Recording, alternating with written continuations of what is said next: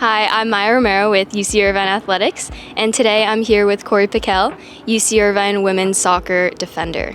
Let's start by talking about soccer and how it became a part of your life. As I was growing up, I definitely was inspired by my dad. He was a very sporty person, basketball, soccer, all of those things. When I was little, I did try all those sports. And then it also helped that my two younger brothers also played soccer, so we would always go and train together, and my dad would take us. And then slowly my mom was like, I like soccer too now. So that's kind of how it all came together, I guess. Okay, yeah.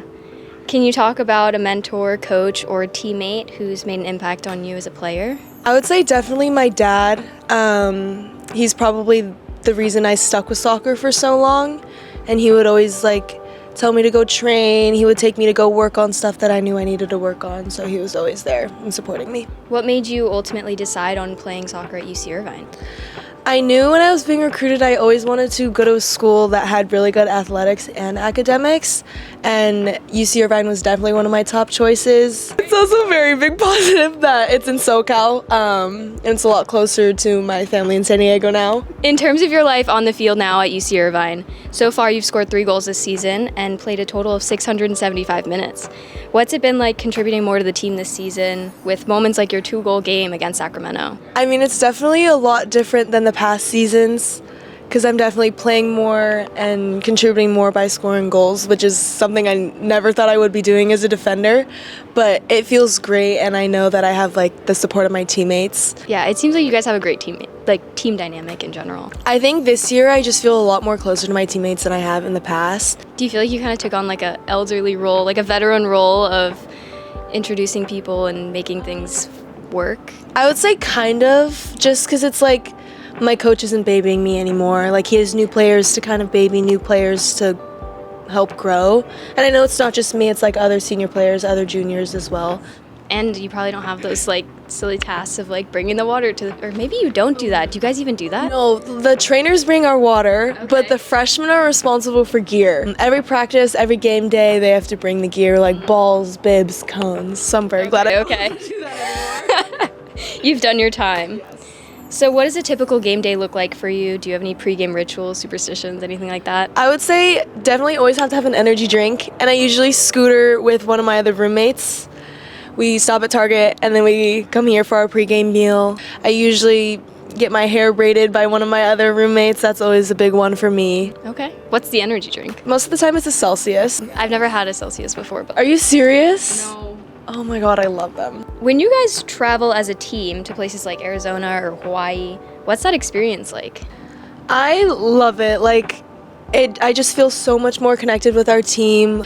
When we're all done with team stuff, we go and we kind of do our own thing. And when we go to places like Hawaii or when we go to places like San Francisco, we kind of just walk around, kind of explore, which is really nice. But team travel trips are definitely something I look forward to every season.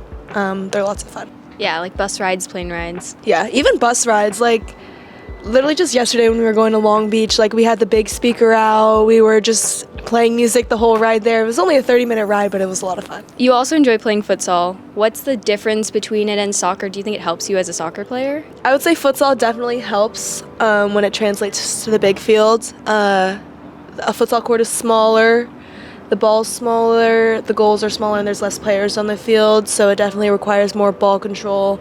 And most of the time, futsal players are a lot more technical on the futsal court than they are on a big field, so it definitely helps, and it definitely translates. I have to ask, on your player profile, it says you have an amazing baked mac and cheese recipe. Can you tell me a bit about that? I think it started during COVID, and when we were all stuck inside, I would always get bored and just make food. And mac and cheese is just I can't even eat it because I'm lactose intolerant, or I can't eat it anymore. But I like to cook. It's just I get very lazy and I get very tired, and by the time I go home and I need to cook a meal, it's just I don't want to. So you're a bio major and you're aspiring to be a physician in sports medicine. What inspired that path? Was it a certain injury or something like that? I wouldn't say it was a certain injury, but it's definitely just me spending a lot of time in the training room, whether I'm rehabbing an injury or just getting treatment. But just being kind of in that environment made me kind of think this is something I might want to do with my life.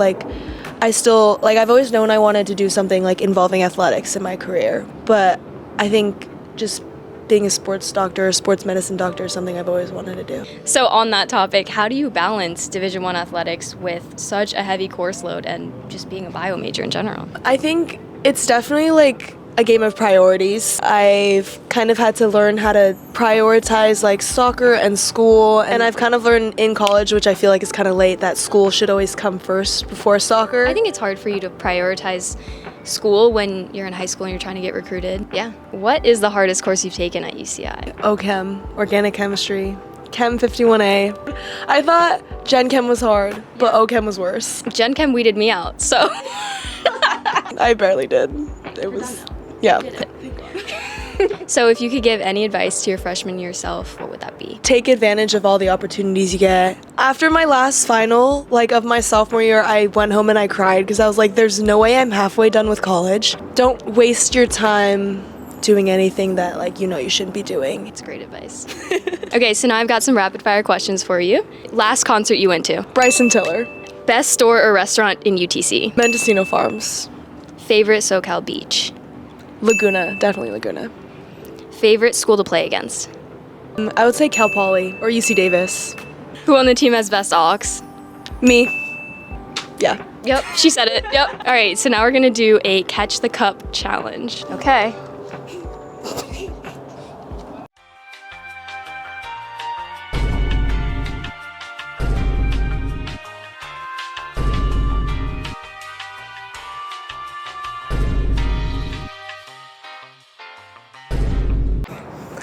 Cup retrieved.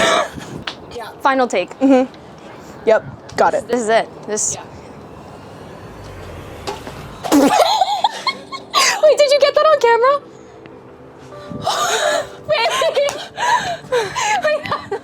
Wait. Kori, thank you so much for joining us today and sharing a bit about yourself. Stay tuned to UC Irvine Athletics for more Anteater Spotlight interviews.